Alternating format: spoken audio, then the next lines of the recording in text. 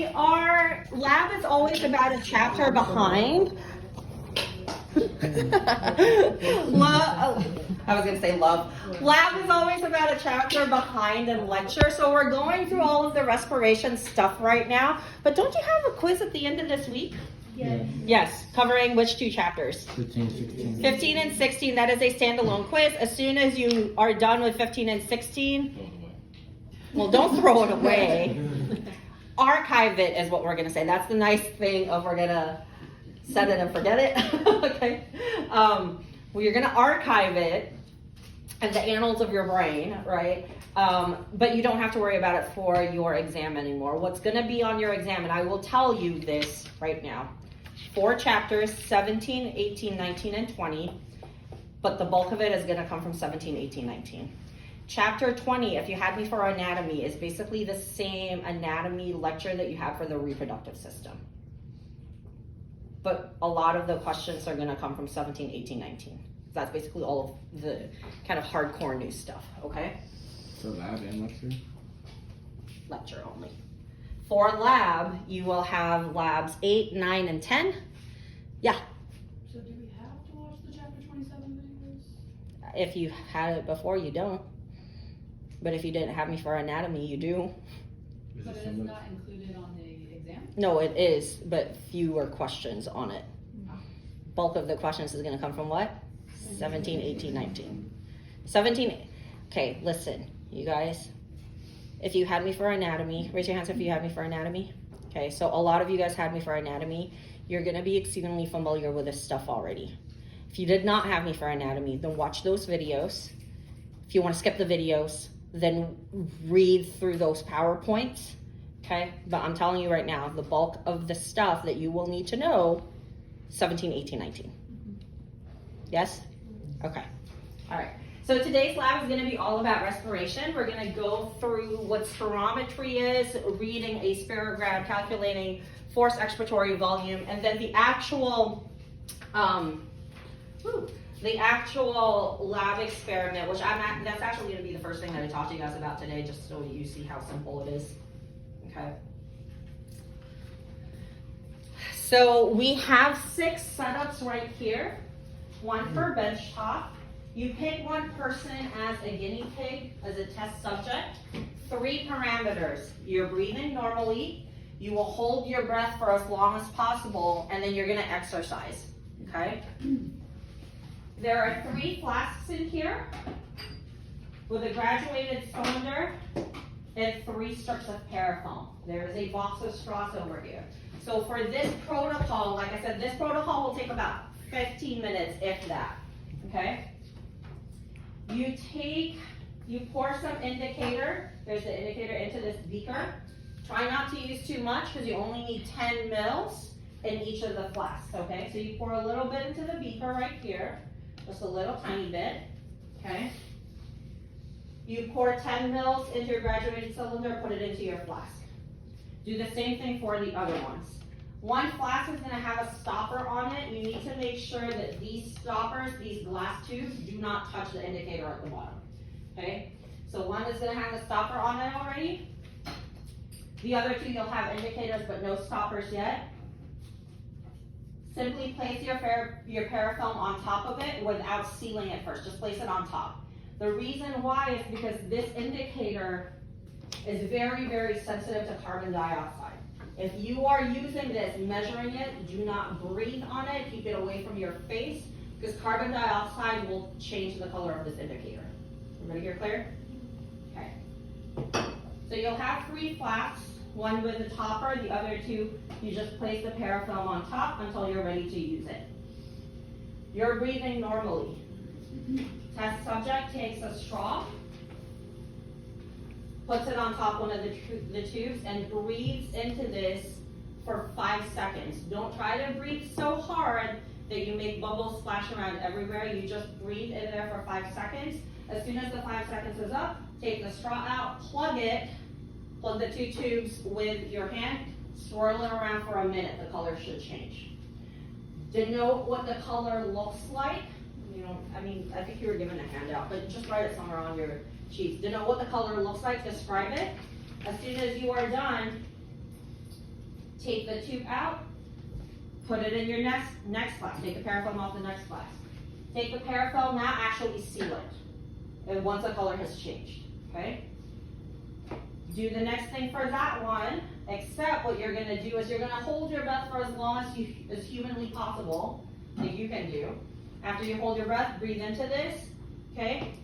Plug, swirl it for a minute, note the change color. As soon as that's done, wipe the tubes, stick it into the next one, then you seal and you parafilm it, okay? At the end, what I should have here is this is by itself on your basket. Your cylinder should be rinsed off and dried, and 3 flasks that are covered with parafilm, like sealed with parafilm. Everybody here clear? So you do it with exercise, holding your breath, and normal breathing. That's the protocol for this. Like I said, it takes probably 10-15 minutes. Okay.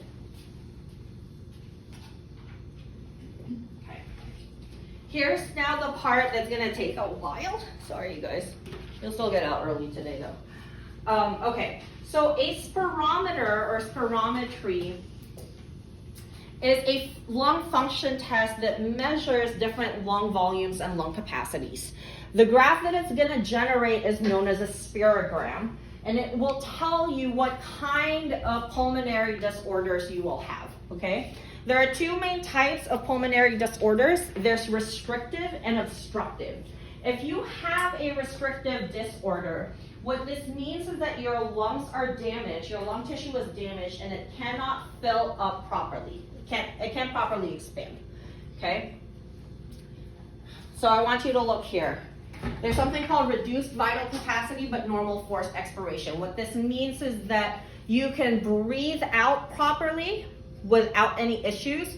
The problem is you can't inhale as deeply as you want to because your lung tissue is damaged. Everybody here clear on that? So an example of a restrictive disorder is pulmonary fibrosis or anthracosis, which is what miners have from inhaling too many particulates, or emphysema, where your alveoli surface area has been drastically reduced, okay?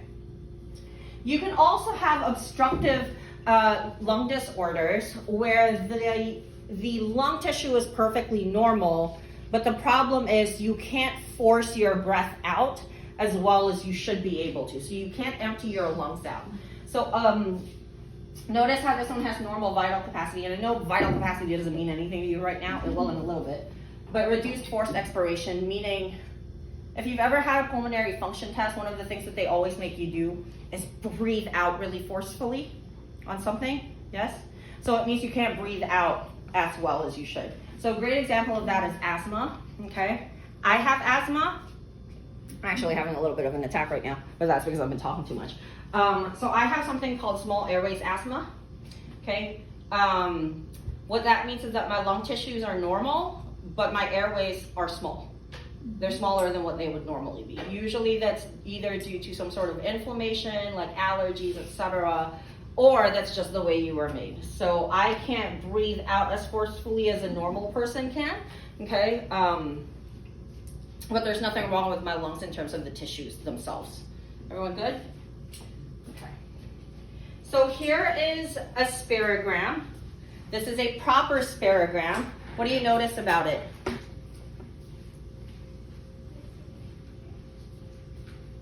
Describe the red line for me.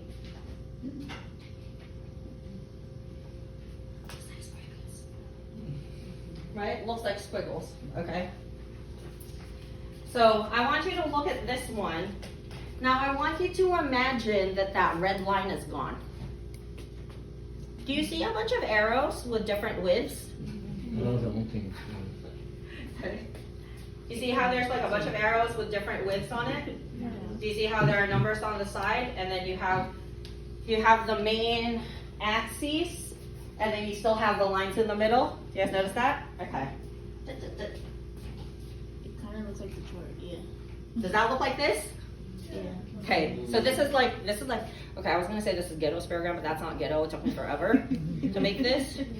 So we're not gonna say it's ghetto, okay? This is a beautiful spirogram. But this is essentially the same spirogram that was in the other slide without the red squiggly lines, okay? But they're exactly the same thing. So, in your stuff right now, and I'm gonna be doing a lot of writing on here, okay, so be prepared. In your spirogram for this one, do you see how there's writing on the side that's in purple? Yes. That should be the absolute first thing that you do anytime you are given a spirogram. So here's the x-axis, the line immediately above it, you're gonna put down max exhale, or max exhalation.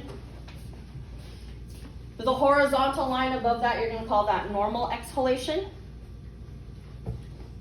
Third line up, well, 1, 2, 3.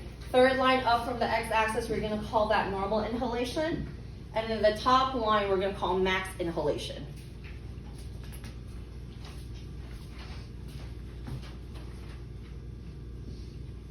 So anytime you are given a spirogram, labeling the lines should be step number 1 for all of you.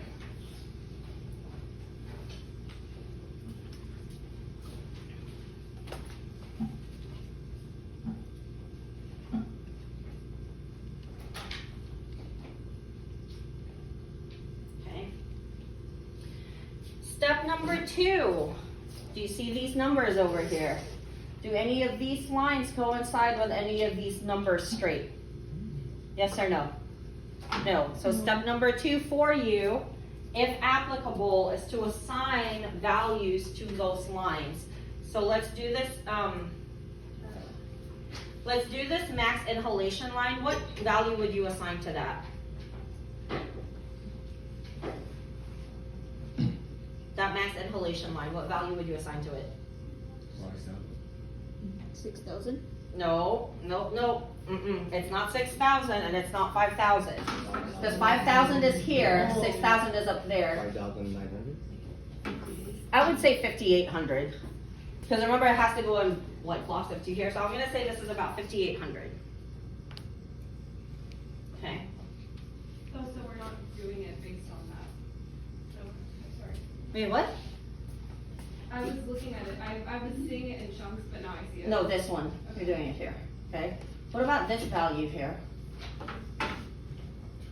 That normal inhalation line.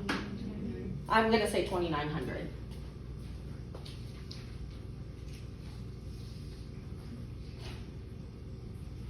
Normal exhalation line? 2,400? Yeah, about 2,400.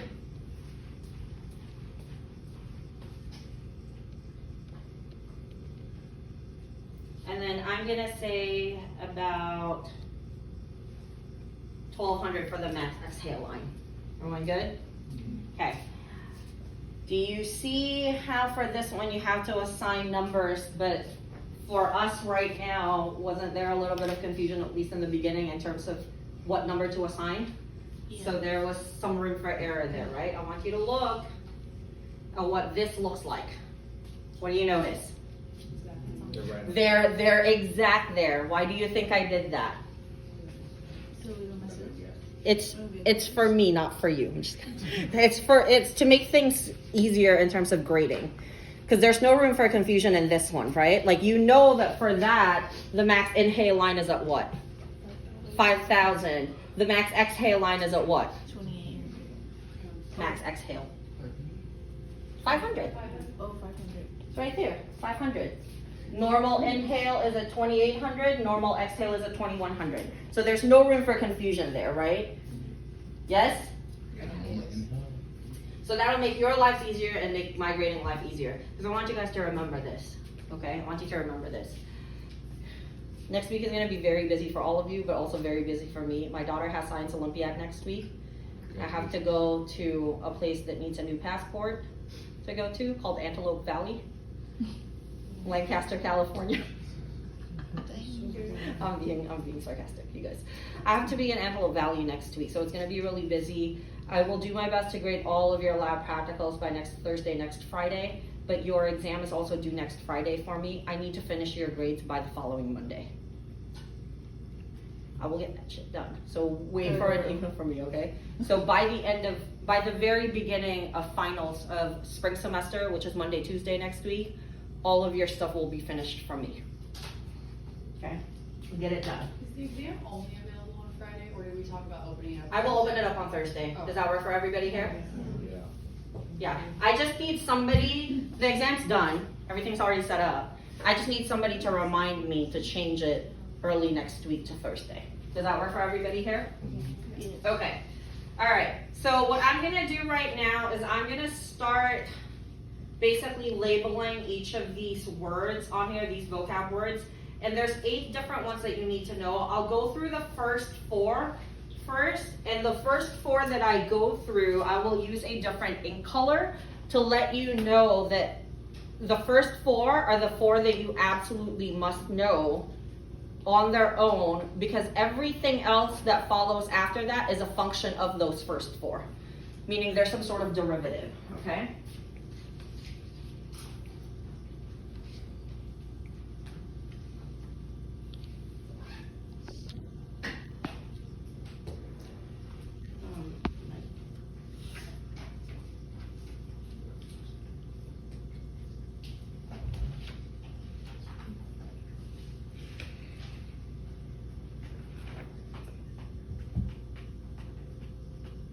Sorry, my computer's being stupid right now.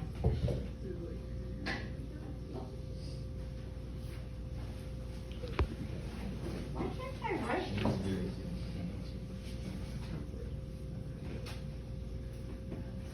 Wow, my pen's not working right now.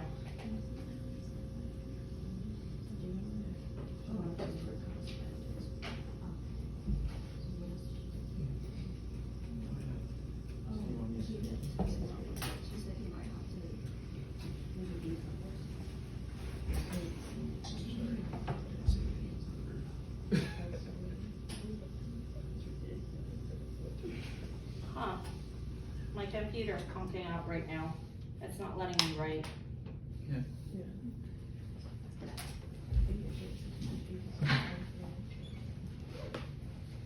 Why isn't it letting me write? That's weird.